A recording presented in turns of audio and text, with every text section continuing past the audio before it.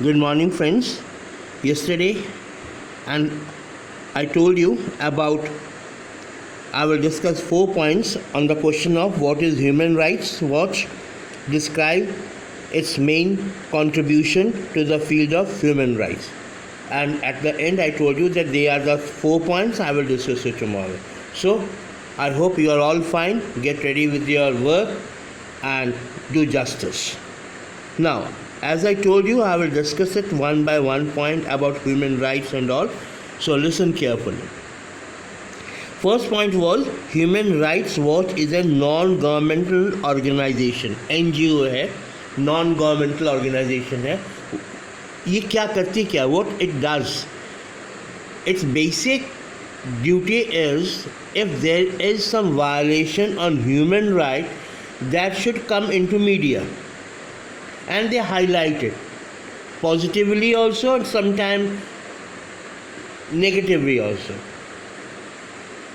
Basically, they are very much active in Asian countries and African countries. Why they are? Because here they think that the violation of human right is in extreme. They used to think that first is human and their human rights.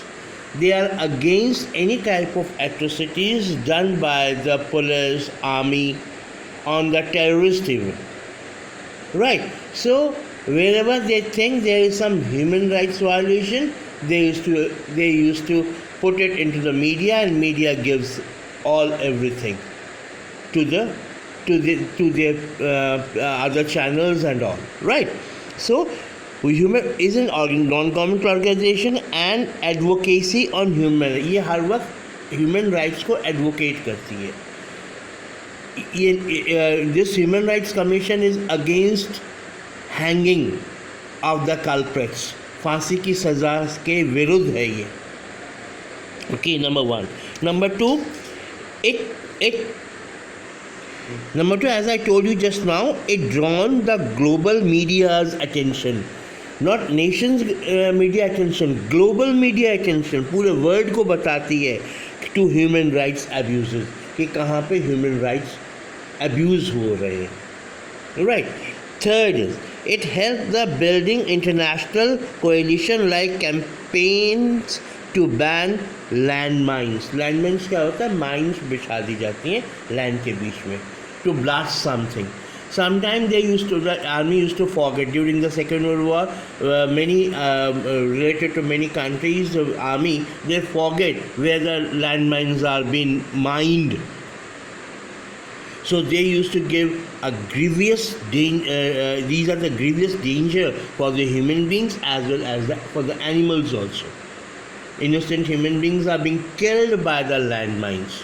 So it helped the building international coalition like the campaigns to ban landmines. Landmines को ये ban करना चाहती है. It's good. It stopped the user of child soldier. बच्चों को there are many countries who want that these children should be engaged into the terrorist activities. They used to call them child soldier. Sometimes you said jihad. They used to recruit the children. They used to brainwash them, and they used to recruit them. So it stopped the user of child soldier. And many countries in many wars they used to recruit children also. They stop it. So it stopped the user of child soldier and to establish the International Criminal Code. International Criminal Code, they have established International Criminal Code. So these were the 4 points which I told you I will discuss yesterday. Now, again a small question but very important question consists of 2 marks. Question is, what are the major differences in privileges given to the permanent and non-permanent members of UNO? Yesterday I told you about UNO membership also.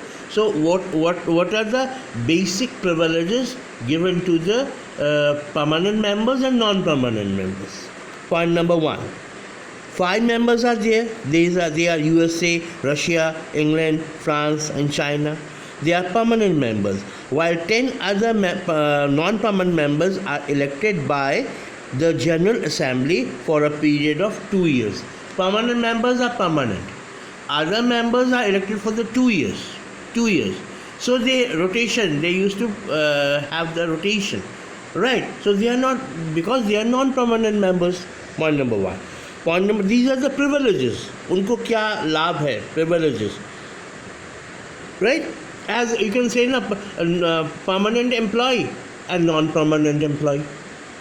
What are the privileges for the permanent employee and non-permanent employee? Right.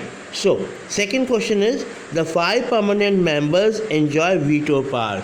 No other countries have the privileges to enjoy the veto power. Only 5 permanent members, which I told you just now, which countries, but non-permanent members have not this privilege.